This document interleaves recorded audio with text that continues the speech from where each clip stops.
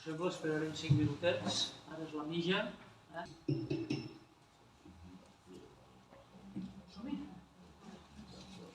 Molt bé. Bona tarda a tots i a totes i benvinguts a l'acte de presentació del llibre Portadores d'un cicle sense fi, dones i pràctiques funeràries a la Ribera d'Ebre al segle XX. El llibre és de Sandra Ordonyo Cugat i Helena Parra Pallissó, organitzat conjuntament pel Centre d'Estudis de la Ribera d'Ebre, l'Associació Cultural La Riuada, amb la col·laboració de l'Ajuntament de Móra d'Ebre i de la Biblioteca Comarcal. Aquí, com sempre, hem d'agrair el fet d'acollir-nos a la seva casa.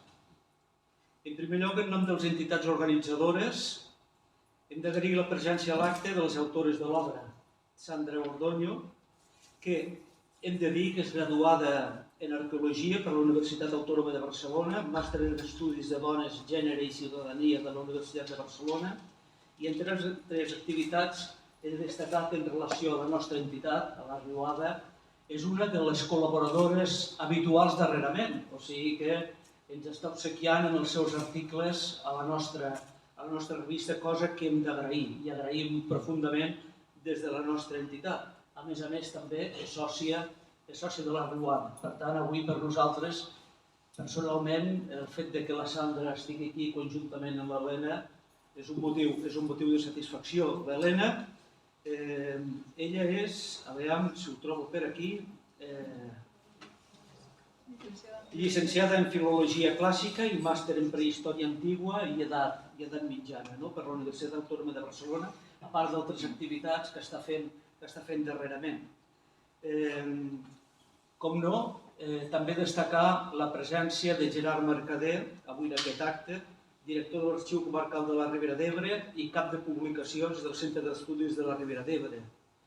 A les diferents autoritats que es troben presents avui en aquest acte, representants del nostre Ajuntament, que ens acompanyen, així com també a tots els amics de la Riuada, del CERE i, com no, de la Biblioteca Comarcal. Hem de dir que avui ens retrobem de nou a la biblioteca després d'una llarga temporada, una temporada d'absència obligada per la pandèmia. Ha estat uns anys de sequera i que de nou avui reemprenem les activitats, suposo que podrem portar-les a terme durant bastant temps. I dins d'aquestes activitats és un goig, com ja he dit, reemprendre-les en la presentació de l'obra de Sandra Ordonyo i d'Helena Parra, dins del 14è curs Coneguem la Ribera d'Ebre que organitza cada any el Centre d'Estudis de la Ribera. El llibre que presentem avui a la Biblioteca Comarcal és un treball de recerca que compta amb el suport de la 15a convocatòria d'ajuts per a projectes d'investigació o difusió cultural de l'Institut Ramon Montaner amb la beca del Centre d'Estudis de la Ribera d'Ebre. Les autores del llibre, en el seu llibre, ens mostren el seu interès per la història de les dones i el món funerari a la nostra comarca. Però jo no us en parlaré del llibre. Qui us parlarà del llibre tot seguit és el Gerard Mercader, que és el representant, com he dit, del CERE i també el director de l'Arxiu Comarcal. Gerard. Gràcies. Molt bon vespre a tots i a totes. Gràcies per acompanyar-nos en aquesta presentació del darrer llibre del Centre d'Estudis de la Ribera d'Ebre. Abans de, més que entrar en el contingut del llibre, que no em pertoca a mi, sobretot quan estan aquí presents les autores, que són les que realment dominen el tema, jo voldria començar donant les gràcies a la Riuada, amb qui organitzem aquesta presentació, a l'Ajuntament de Móra d'Ebre i en especial al Sixte, que avui ens acompanya representant-lo, i també, evidentment, a la biblioteca, que, com molt bé ha dit el Joan, ens ha acollit. Però també vull fer un agraïment especial a les autores, bàsicament perquè els vam encarregar una presentació una mica diferent que la que havíem fet anteriorment. Anteriorment havíem fet una presentació on, sobretot el president del CERE, donava les seves impressions sobre el llibre i avui els hem demanat una presentació de format més llarg. És una combinació entre xerrada i presentació. Més que entrar en el contingut del llibre, us volia explicar una mica que aquest llibre, com m'ha dit el Joan, és la darrera publicació del Centre d'Estudis de la Ribera d'Ebre. i que és el número 19 de la col·lecció de l'INE. Si coneixeu una mica la línia de publicacions del CERE, en aquesta col·lecció és on publiquem generalment o històricament els guanyadors del Premi d'Assaig Artur Lader. Però aquest llibre no és guanyador del Premi d'Assaig, però explico tot això perquè en els darrers anys estem treballant en diferents institucions, sobretot amb l'Institut Ramon Muntaner, muntant projectes de recerca compartits amb diverses entitats. I per tant, abans del llibre, ells van fer una recerca que va comptar amb una beca del CERE i que també va comptar amb un ajut de l'Institut Ramon Muntaner. Aquests han sigut els ajuts que han ajudat en part, perquè la feina de fer una recerca així no es paga amb dos ajuts, però que han ajudat en part que tirin endavant la recerca. I després, per la publicació, hem comptat amb una subvenció del Departament de Cultura. I més que entrar en el contingut del llibre, una reflexió. Trobo que és un llibre bastant innovador. Bastant innovador perquè l'hem fet dues persones i crec que combinen molt bé les formacions que ens explicava el Joan. Aquest d'entrada és un llibre que jo crec que per influència de la Sandra, ja em dirà si m'equivoco, introdueix una novetat historiogràfica que, almenys en el nostre àmbit territorial, que és centrar o fer que les dones siguin una de les figures principals del llibre. Jo crec que això és un element important. Generalment la història parla d'homes blancs, occidentals, etc. I aquest llibre parla d'un altre àmbit, el món ritual, on les dones han tingut molta importància i ens parla de moments íntims, de tendresa, de solidaritat, d'un espai compartit per bàsicament les dones. I aquesta línia es combina molt bé amb la formació de l'Helena, que, com hem dit, és especialista en el món clàssic. Per tant, tots aquests rituals, totes aquestes creences compartides en aquest espai on ens trobem, que ella ha estudiat per èpoques passades, però que a través d'aquests coneixements ens ensenya els fils conductors en aquest món ritual contemporani del segle XX. I a banda d'això, una reflexió final, a part de dir que combinen molt bé els dos enfocaments del llibre, que és un llibre molt oportú i necessari. Pel fet de, ella ens fa una reflexió, una persona de la meva edat pràcticament no he vist cap dels rituals o tot el cerimonial al voltant de la mort que s'explica aquí. Pràcticament no hem vist les vetlles, ja no dic gent més jove que jo, per tant, és tot unes creences, tota una manera de funcionar al voltant de la mort que, evidentment, les generacions joves ja no han vist i que elles han sabut explicar molt bé amb aquest llibre i que, per tant, jo crec que és un llibre molt oportú. I res més, dit això, ja li passo la paraula amb elles, que són les autèntiques protagonistes, i endavant.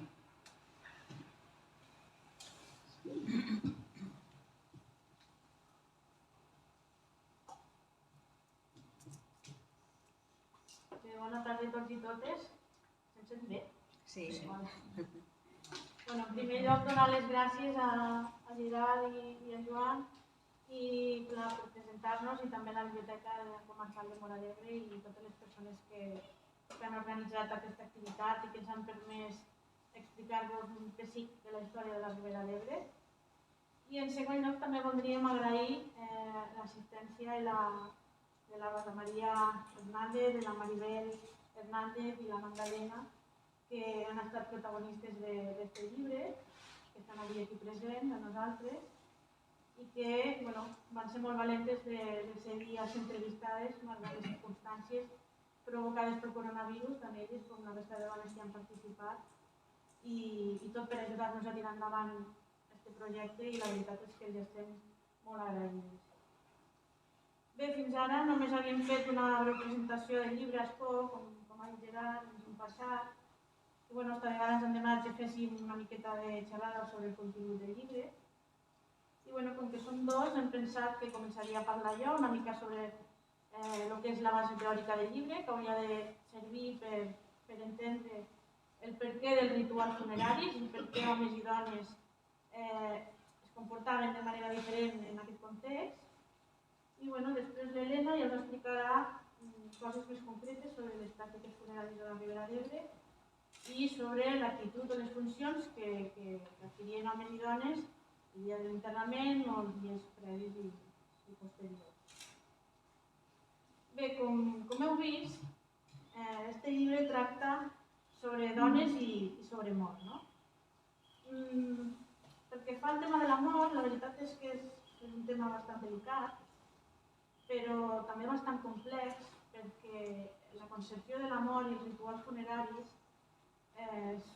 són diferents segons cada cultura i a més canvien a mesura que les societats es transformen. El que sí que podem afirmar és que el ritual neix des del moment en què l'ésser humà pren consciència de si mateix, pren consciència de la mort a través de l'observació dels cossos en descomposició dels seus semblants i sobretot de la possibilitat de deixar d'existir. I això podríem dir que ja ve de molt lluny. Llavors, a partir de l'aparició d'aquesta inquietud per la mort en el si de l'espècie humana és quan veiem que apareixen diverses pràctiques destinades a tractar els cossos morts, com podria ser la momificació, la inhumació, la incineració i diversos rituals també encaminats a assegurar al difunt la vida al més enllà. I això és, sens dubte, un dels primers signes de la humanització, com també podrien ser les llars de foc o les eines de cides. Ara per ara, si no vaig mal encaminada, perquè en arqueologia ja se sap, i sobretot en prehistòria, que van apareixent descobriments nous que van canviar el relat històric i arqueològic, però, si no vaig equivocada, una de les primeres mostres de rituals funeraris són de fa uns 95.000 anys a unes coves d'Israel, que són aquestes que teniu aquí a la diapositiva, on un grup d'homo sapiens contemporanis als neandertals va enterrar els seus amb una intencionalitat, seguint uns rituals, tal com demostren les restes d'ossos d'animals dipositats allà com a ofrenes, o també restes d'ocre, o la posició dels individus, entre altres elements relacionats. A partir d'aquí, cada cultura ha anat creant el seu propi ritual per afrontar la mort, per poder explicar-la, per poder fugir de la por que genera aquesta incertesa. No obstant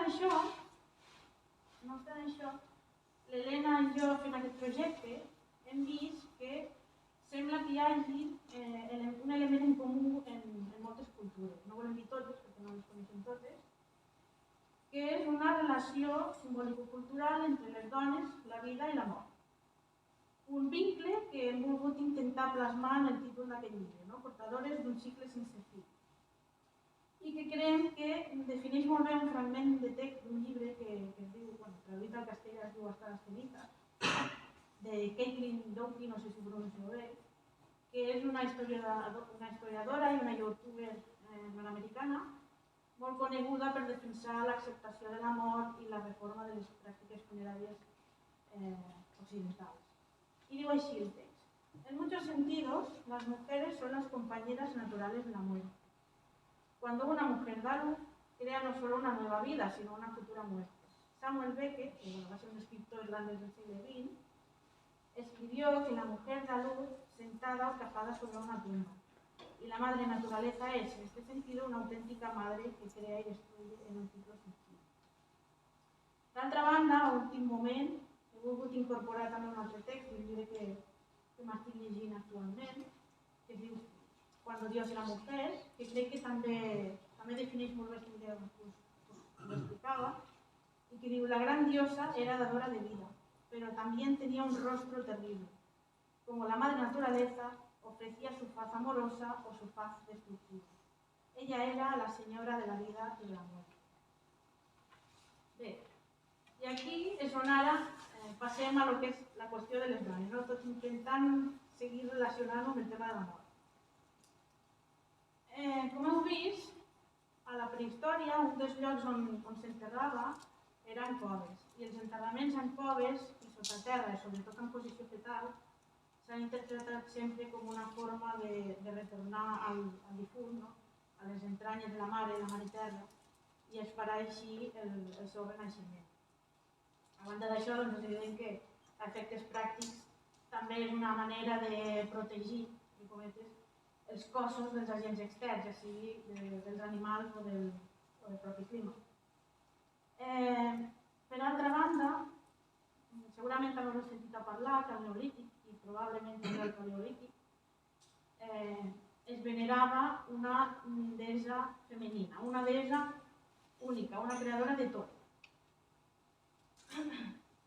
I aquesta deessa s'ha vinculat amb unes figuretes femenines que se li diu Venus paleolítiques o Venus prehistòriques, que és aquesta que tenim aquí, que aquesta és concretament la Venus de Willendorf, que es va trobar a Àustria, i aquestes figuretes s'han associat a la fecunditat, tot i que hi ha estudis recents que també les vinculen a la dieta, al canvi climàtic i a la supervivència, perquè han vist que moltes d'elles es van produir durant l'era de les glaciacions, que és un període molt dur on no s'esperaria trobar precisament dones amb sobrepès.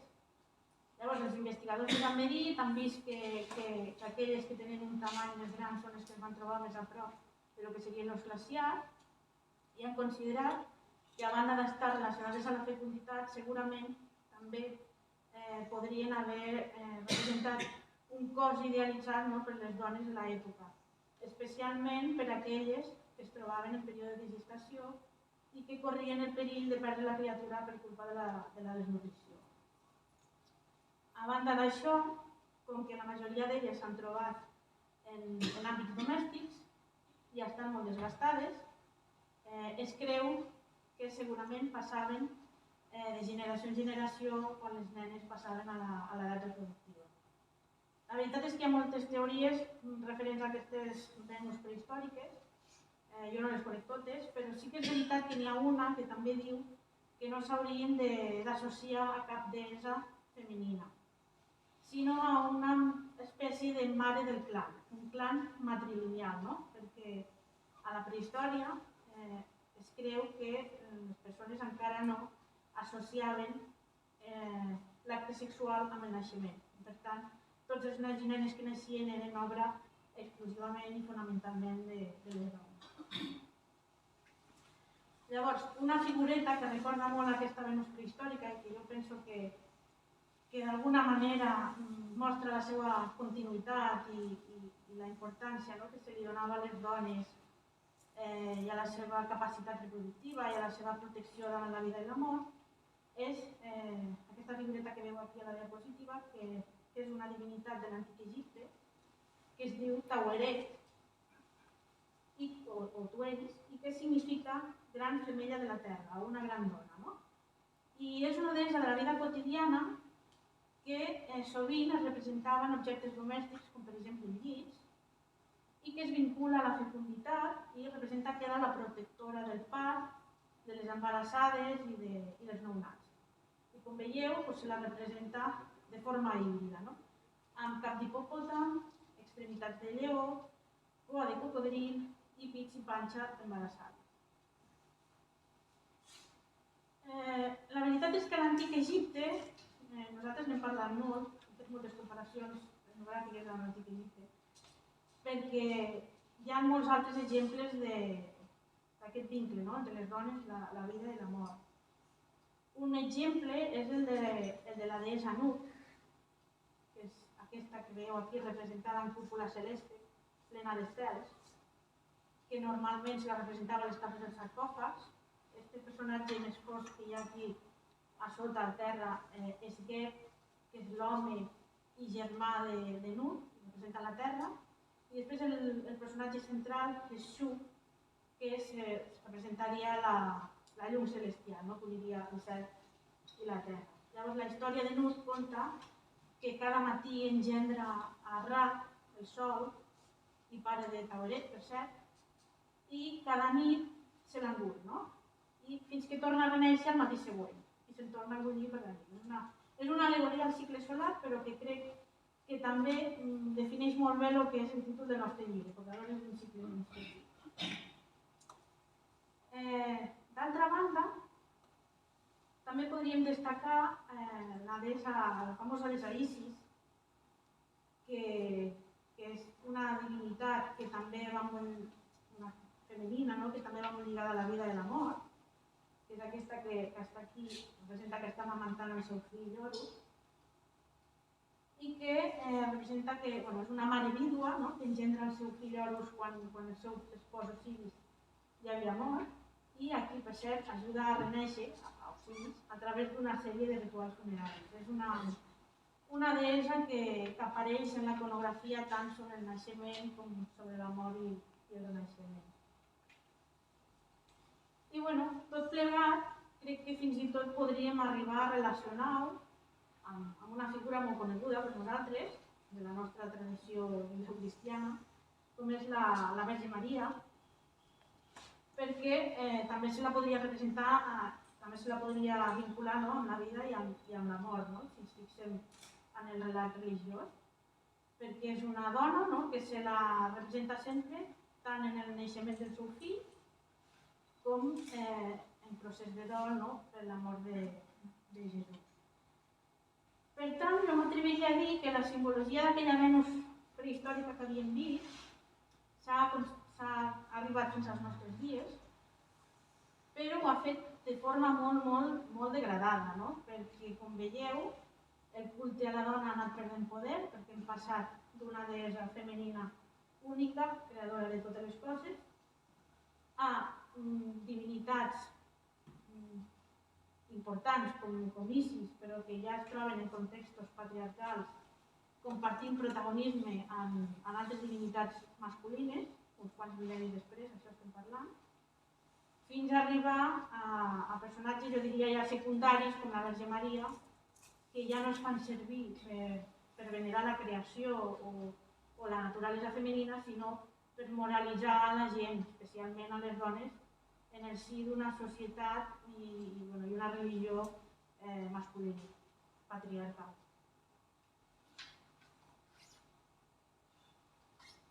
M'agradaria fer un incís, i és que aquestes deesses supremes, que hi havia fa milers d'anys, femenines, no necessàriament sempre havien d'estar vinculades o únicament vinculades amb la fertilitat.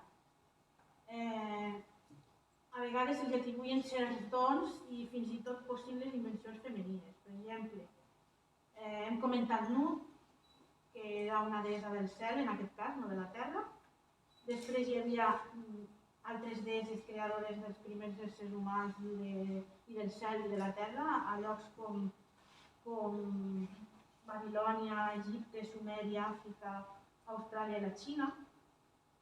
Hi havia relacionades amb la guerra i fins i tot amb l'amor i la guerra a la vegada, com per exemple la deessa babilònica Istar, que la teniu aquí, la foto del mig, portant uns captius al rei. Després hi havia deesses també de la guerra a llocs com Grècia, Atenia per exemple n'és una, Anatòlia, Rússia, Bulgària i Líbia. Després hi havia deesses a què se li havia atribuït el do de crear l'escriptura, com per exemple Sarabàstia a la Índia, Brígida a Irlanda, a la Irlanda cèltica, o Nisaba a Sumèria. Hi havia també a qui se li havia atribuït el do d'haver portat l'agricultura als éssers humans, com per exemple Nil i la Mesopotàmia. I també hi havia relacionades a la intel·ligència i la capacitat de pensament, com per exemple Isis, que hem comentat abans, o Atenea.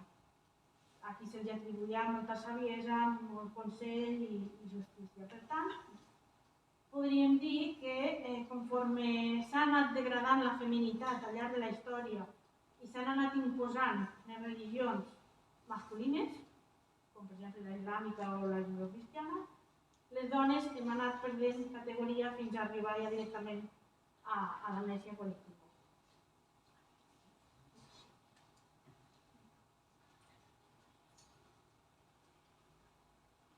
Una part d'aquesta simbologia que us deia s'ha construït a partir d'una sèrie d'atributs naturals femenins, però s'ha acabat fent servir per reforçar una sèrie de rols de gènere.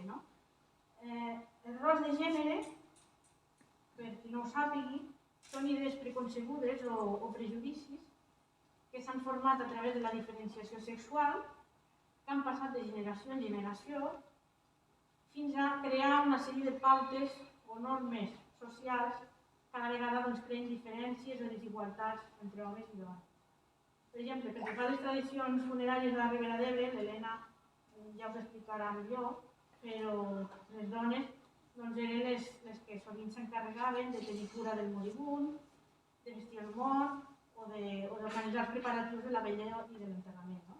Per tant, podríem dir que aquest rol de mare, de cuidadora o de dama de casa es va conservar fins i tot més enllà de la mort d'un individu.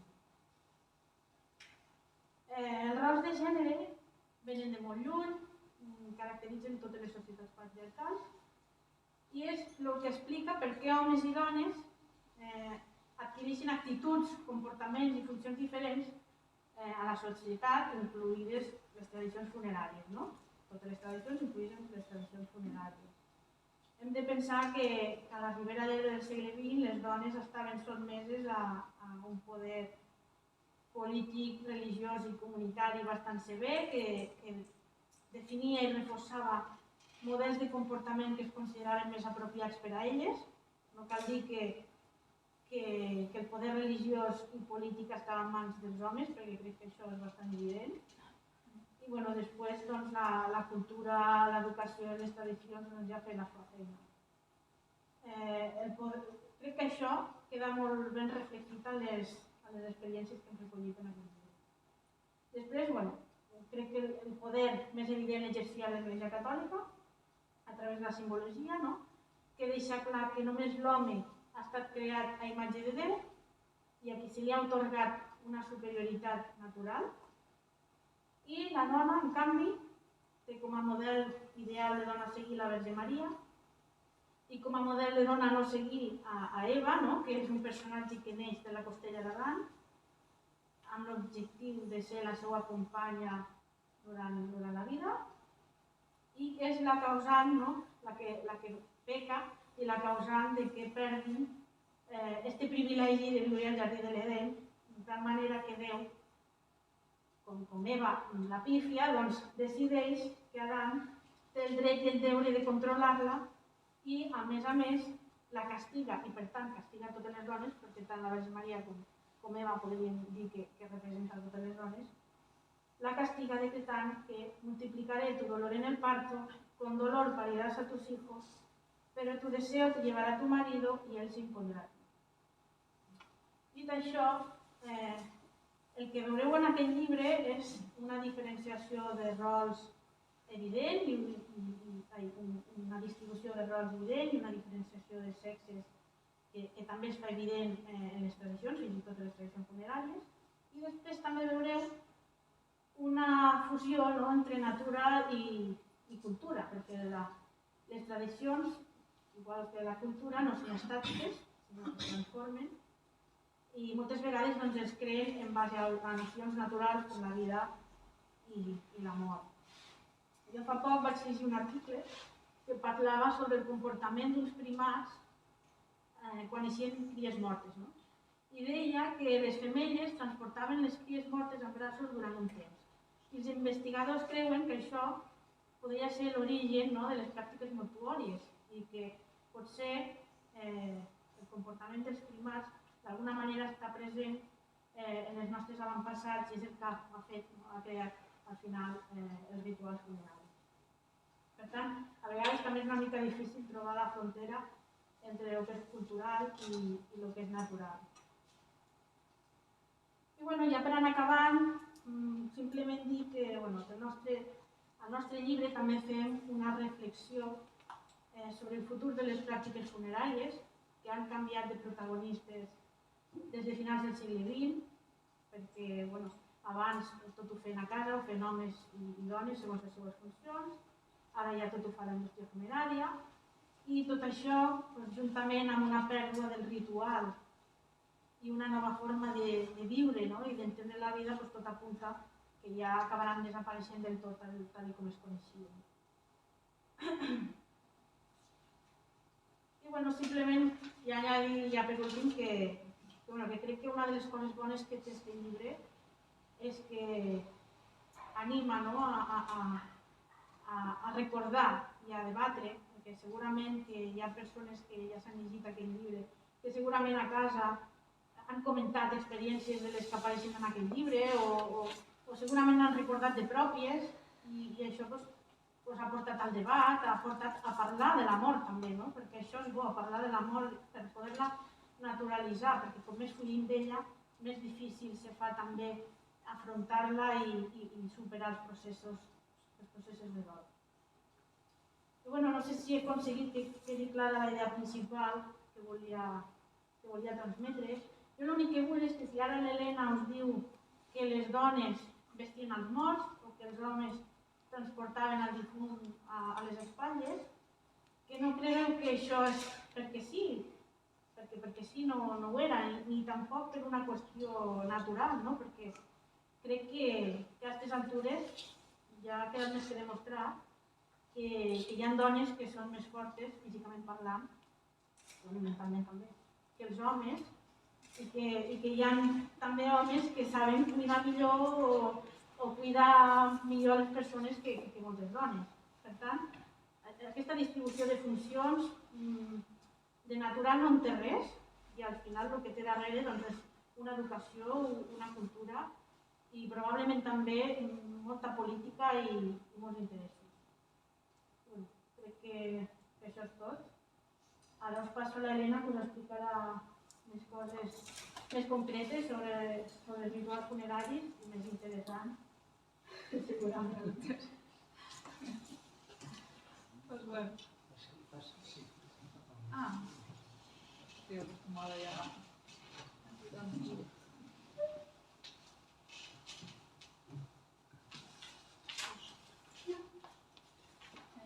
Pues bueno, bona tarda a tothom.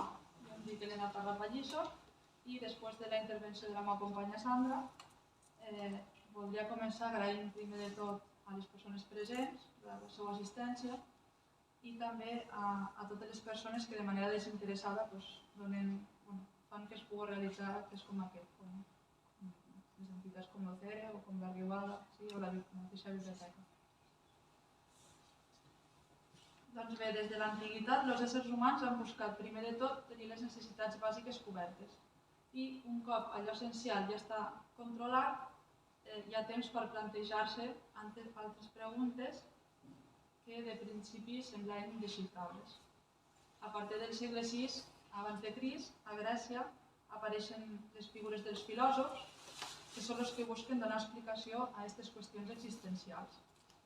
Però abans de la seva aparició, la manera d'explicar-ho com era? Era a través dels mites. Els mites eren els que s'encarregaven de donar resposta a tots aquests interrogants.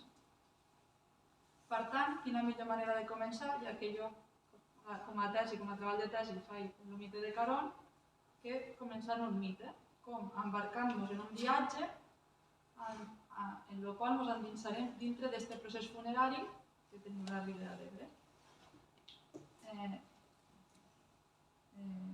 Tranquils per això que aquest viatge té tiquet de retorn, sí, té òvul de retorn. Totes aquestes 9 parts que veieu dividides del procés funerari, que sapiguéssiu que estan dintre del capítol 4, que és el capítol més extens del llibre, i que van acompanyat de les intervencions de les persones entrevistades, que el que han fet ha sigut transcriure-les de manera literal i també conservar les formes dialectals de la nostra zona, que es nota en un llibre d'aquí. Doncs bé, anem a entrar al procés funerari. La primera part d'aquest procés és l'agonia, que era on la família acompanyava i assistia al malalt per fer-hi els seus últims moments el més agradables possibles dintre de la gravetat. En aquests moments són inestimables la col·laboració de dues figures, com és el metge, que normalment se desplaçava a casa i el que feia era pal·liar el dolor del malalt. I també a les acaballes ja venia el capellà, que el que feia era fer la confessió i al final de tot l'extremunció. Doncs sí, sempre en el cas que fos catòlic.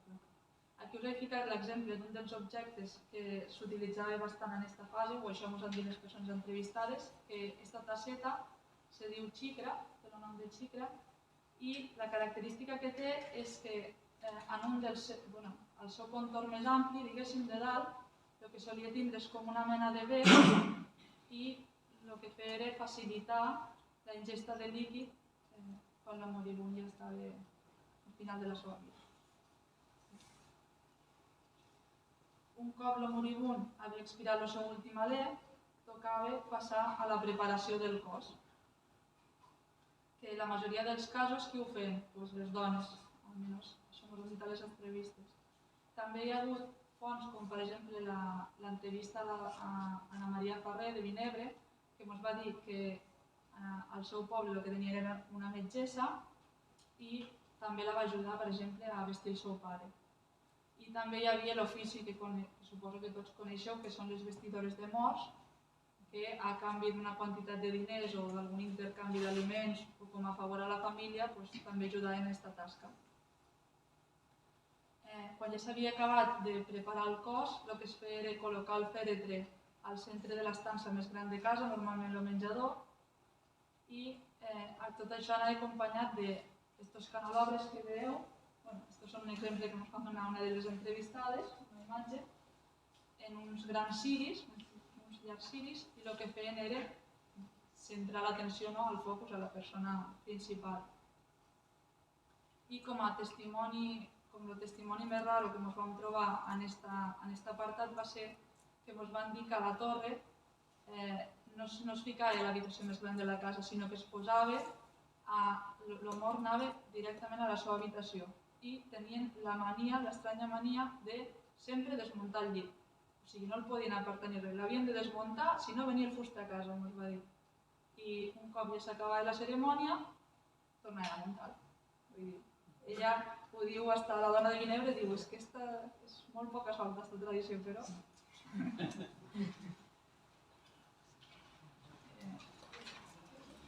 El següent pas era alertar els convilatants de la pèrdua. I la manera més efectiva de fer-ho és com ha sigut tota la vida als pobles, no? Lo boca a boca. Això està per les xafarderies, per a tot. I una altra manera era segons els repics del campanar. I ja sabeu que la manera de diferenciar quan toquen les campanes per l'hora i per un enterro és clarament diferent. El to és més greu i més solemne normalment pels enterros. I una curiositat també que ens van dir en alguns pobles és que segons el nombre de vegades que sonava la campana podíem saber el sexe de la persona que s'havia mort en alguns dels pobles. I he posat una imatge de l'església de Tivissa, el campanar de l'església de Tivissa. Arribem ara a un punt clau del procés funerari, que és on més se manté aquest sentit de comunitat que a poc anem perdent, i és a la vetlla. Aquí el que s'acostumava a fer era que tots els veïns i coneguts i amics el que feien era anar a casa del difunt i acompanyar la família en aquest procés de dol. El que feien era passar tota la nit en vetlla, com diu la paraula, i el que feien era sobretot resar el rosari, també llogar les qualitats del difunt, parlar de diferents xafarderies o crítiques, de què es coïa el poble una mica, i també hi havia temps per les bromes. Per exemple, un dels testimonis que ens van dir va ser que hi havia gent que venia cansada a les vetlles i què passava? Que Morfeu sucumbia a la son, i roncava. I clar, ja era la rialla de tots, no? Era una mica per sortir de la cosa sèria. I ja ben entrada la matinada, per aguantar esta son, el que es feia era com una mena d'àpat, que el que feien era servir xocolata cuit, cafè, pastes. Jo ho tinc a la ment tota la vida a casa de la iaia, en un armari, la capsa de Maries, sempre allí per si a cas, però que al final s'acaba caducant. Però aquella capsa de Maries sempre estava allà a l'armari. Aquí teniu un rosari que també ens va facilitar una de les entrevistades. I després d'esta llarga nit, el que hem de fer és que el difunt reba la cerimònia pertinent, no? I per això era necessari el seu trasllat a l'església. I abans de l'aparició dels carruatges fúnebres o dels vehicles a motor, com se feia? Com veieu a la foto, portant el fèretre a les espatlles. Això sempre ho feien els homes. Que si no Sandra em mata. I també una altra manera de fer-ho, si no era les espatlles, però vull dir, una altra manera de fer-ho, si no ho feien els familiars, era a partir del jornal de vida, que consistia més que en fer treballs comuns per a la població. O sigui, un dia jo vaig per tu i l'altre dia tu sé que ho faràs per mi. I en aquest moment de transport, sí, se feia molt feixuc o molt pesat, el que tenien era una mena de banquetes, que serien els camells, que era per col·locar el fèretre, descansar un ratet i tornar a la feina.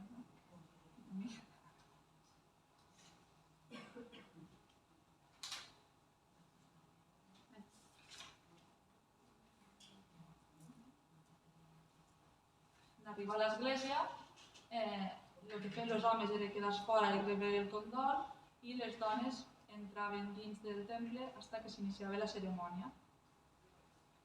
Aquí sí que hi ha una clara diferenciació de sexes perquè les dones sempre s'asseien a l'esquerra i els homes normalment a la dreta. I aquí hem intentat buscar una simbologia i sobretot centrant-nos en el lèxic, el que hem trobat, l'esquerra sempre ha estat mal vista. Si ens fixem en el lèxic llatí, sinistra, que vol dir esquerra, ha donat lloc a la nostra llengua a sinistre o accident, en un terme pejoratiu, negatiu. I en canvi dextra, que vol dir dreta, ha donat lloc a destre, a hàbil, sentit positiu. I també si ens fixem en els textos bíblics, veiem que a la mà esquerra sempre se solia portar l'escut, que és per defensar, i a la mà dreta sempre solia portar l'arma, que és per atacar. D'aquí que l'home sigui considerat l'agent actiu, l'agent que ataca, i la dona la passivitat, la que rep els cops, la que defensa. Això és l'església de Flix també, a l'interior. Al igual que el trasllat a l'església, també hi ha un trasllat al cementiri, que normalment és més llarg. Per què? Perquè al segle XX, a principis del segle XX, tots els cementiris que estaven en nucli urbà se van traslladar a fora. I això fa que el trajecte sigui més feixuc i normalment també està en llocs més elevats. Amb l'aparició dels carros fúnebres, tota aquesta tasca se va facilitar molt. Aquí en aquesta imatge veieu el carro funerari de Móra d'Ebre, el seu conductor. I també tenim un testimoni molt curiós que m'ho ha donat Anna Mari Ferrer de Vinebre, que crea el precedent del primer vehicle motoritzat. El que van fer va ser els de Can Modesta, que eren els que portaven el taller del poble, van agafar un cotxe que va vindre de Barcelona, li van tallar el xassis, van treure els asientos de detrás, van treure el portamaletes i van posar com un tipus de plataforma i unes cadenes perquè no se'ls escapés la caixa. I d'esta manera encara era molt més fàcil transportar el difunt.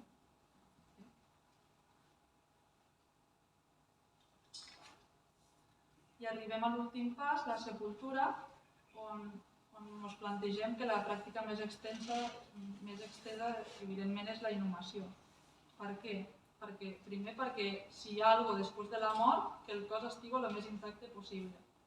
I a part també perquè hi ha aquesta dicotomia, que ha comentat Sandra també de la terra mare, i el cos surt de la terra, s'ha de tornar a reintegrar en aquesta terra. Tot i que a poc, jo crec que ara ho veiem bastant més, que la cremació està guanyant bastants adeptes últimament. També hi ha una diferència en la localització, no tothom podia ocupar el mateix espai. Per què? Perquè les persones, per exemple, no batejades, perquè morien per mort prematura o perquè no seguien la religió catòlica, o també els contraris al règim o estrangers que tenien diferent religió a la nostra, ocupaven un lloc apartat que se solia situar al costat esquerre del cementiri i al qual s'hi havia d'accedir per una porta secundària, o sigui, estava apartat. Això actualment, per exemple, al cementiri de Flix encara existeix. Si tu vas a la banda esquerra del cementiri, normalment hi ha tots els alemans que han mort al poble, que treballaven a la fàbrica, l'únic que les barreres hi han desaparegut i s'entra per la porta principal, però encara està present. Per posar un exemple, hi ha més cementiris.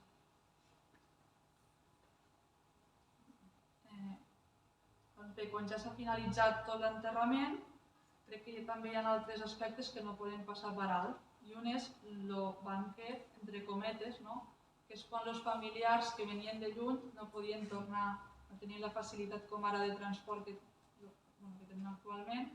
I què passava? Que s'havien de quedar uns dies a casa del difunt, acompanyant a la família. I feien com una mena de dinar, I això crec que té una mica de reminiscències en el ritual funerari grec o de cultura romana també.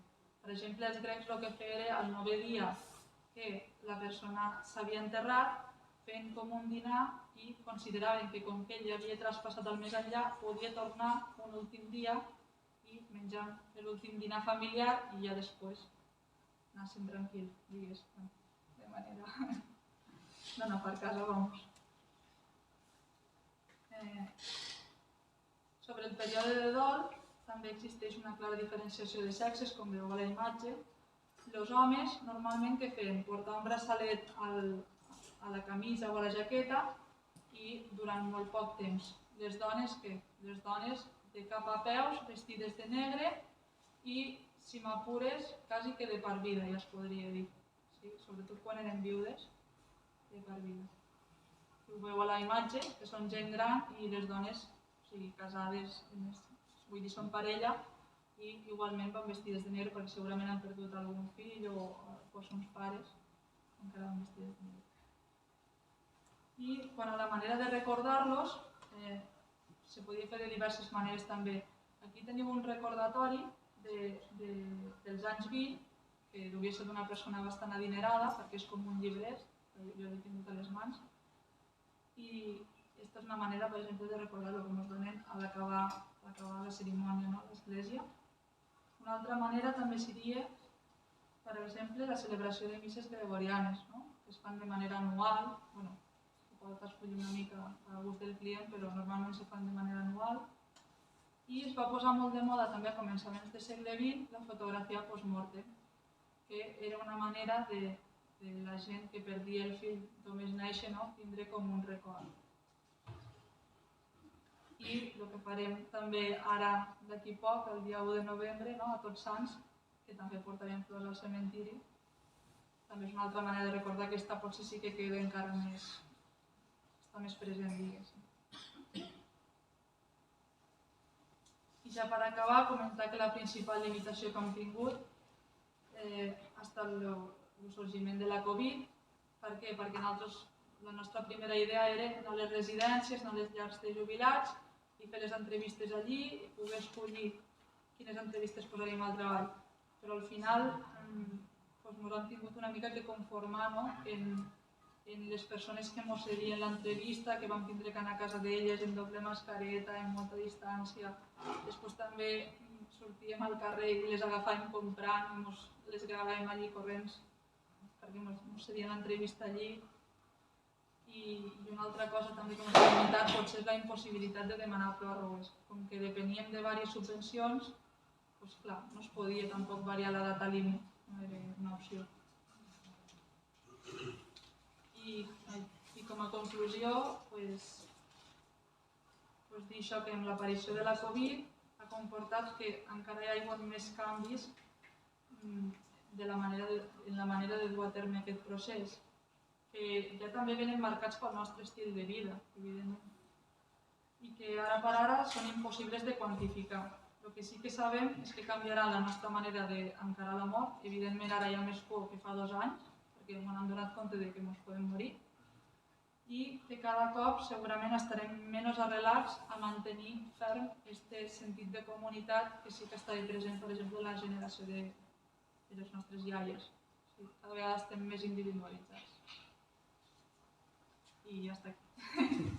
Moltes gràcies.